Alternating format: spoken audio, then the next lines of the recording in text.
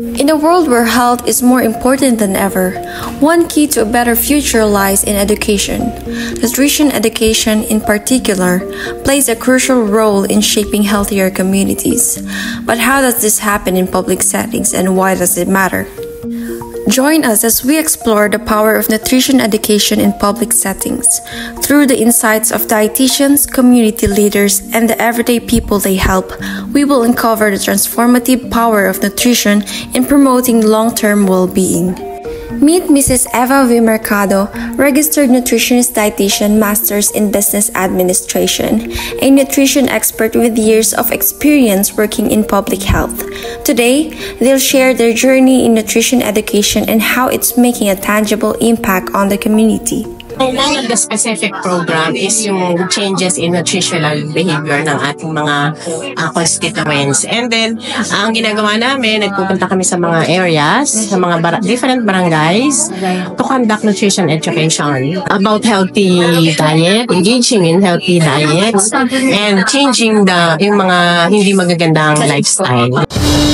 Bilang ng mga overweight at obese na mga batang edad 59 na buwan pababa, bumaba ng 0.5% ayon sa Batangas City Health Office. Alamin yan sa report ni Denise Abante. Dagsa mga magulang kasama ang kani-kanilang mga anak sa health center ng Barangay Santa Rita, Batangas City para sa buwanang check-up nila. Programa ito ng City Health Office sa bawat barangay upang ma-monitor ang mga batang edad 0 to 59 months na overweight at obese. Naitala ng CHO ang pinakamataas na bilang ng mga batang overweight at obese sa lungsod na umabot sa 69 noong 2022 sa Barangay Santa Rita. So definitely malapit sila sa bayan. Madaming fast food na nabibilhan, tapos yung mga nanay nila usually is working moms, so hindi natututukan talaga yung kinakain ng mga bata. Kukulang na tayo sa exercise. Masyado ang mga batang nai-engage sa paggamit ng mga cellphone. Tapos habang nagsa-cellphone, kumakain pa din ng mga junks. Madaming challenges. Unang-una, yung engagement ng mga tao na gusto naming turuan. Kung minsan, hindi nila maiwanan yung mga ginagawa nila sa bahay kasi feeling nila hindi siya ganun ka-importante. So, hindi sila attend. Even meron kayong something to offer to them, hindi sila attend. Minsan, binibigyan namin ng food, pero hindi sila pupunta doon para makinig sa amin. Yun yung medyo mahirap namin baguhin at yung mga challenges na kinakaharap namin. Even mag-start kami ng 50 na nanay, kung minsan ang dadating lang is 95. Yun yung mga dilema na na-encounter namin sa area.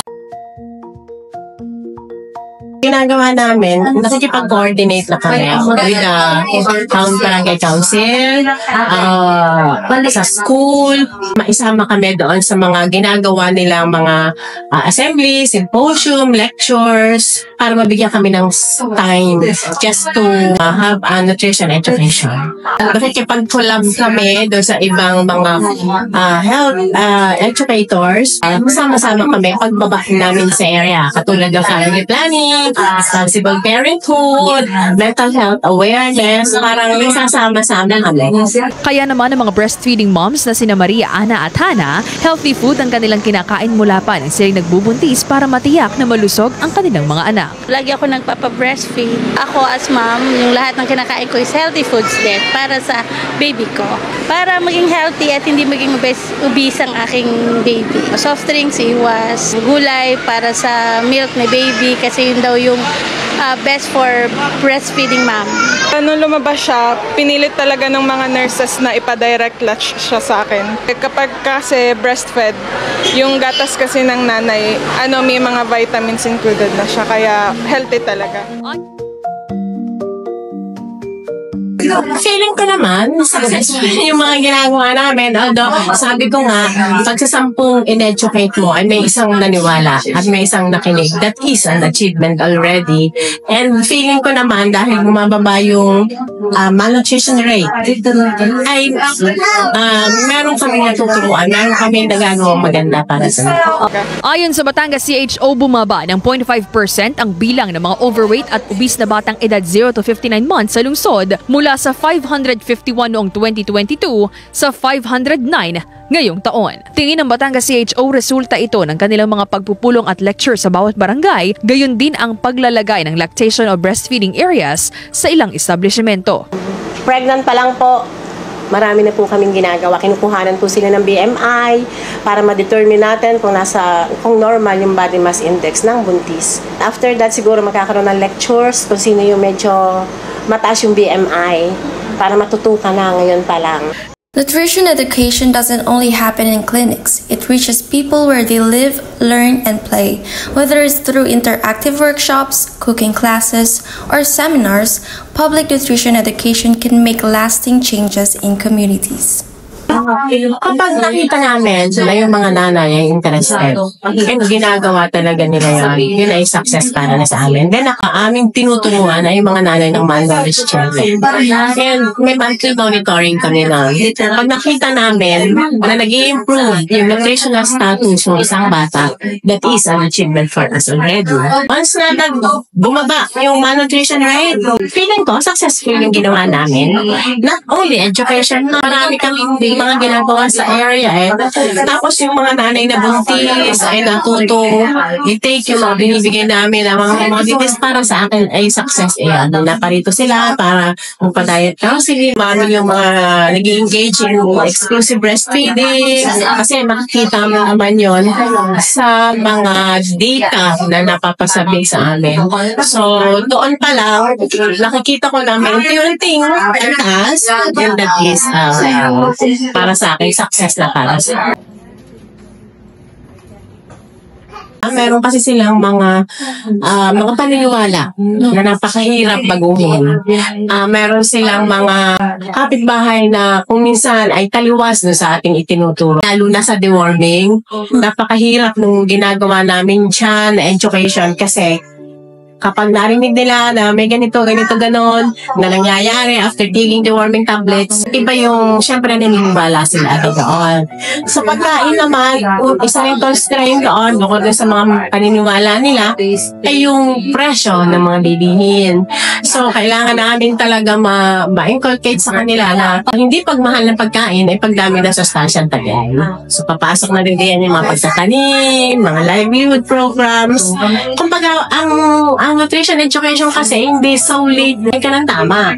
Kailangan turuan mo rin sila paano ka kakain ng tama kung mawala kang pambili. So, ano yung mga pwede mong gawin? Di ka? Nutrition education in public settings not only improves individual health but also benefits society as a whole. By reducing the incidence of diet-related diseases like obesity, heart disease, and diabetes, communities can save on healthcare costs and improve overall quality of life. Gamit na rin kami ng mga mass media platform. Meron din kaming FB pages para mapalawak yung coverage namin. And more research. Nag-aaral din kami para mas maging effective yung tinuturo namin. Kasi may mga updates. Lumabas kami doon sa comfort zone namin, the basic 3. Kailangan din namin turuan sila ng how to read nutritional label, hygiene. Kailangan din natin yun. Bawat bata sa mundo dapat mabigyan ng sapat na nutrisyon na kailangan ng katawan upang malnutrisyon ay malabanan. Patuloy nating bigyan pansin ng kalusugan sapagkat ito ay may malaking gampanin maging sa pisikal, emosyonal, sosyal at espiritual. Kaya't patuloy tayong kumain ng prutas at gulay upang ang buhay ay maging makulay. Nais ko ding ipabatid sa mga kapwa ko bata, lalong-lalo na sa mga magulang na ang kalusugan ay ang tunay na kayamanan. Nutrition education in public settings is more than just about food.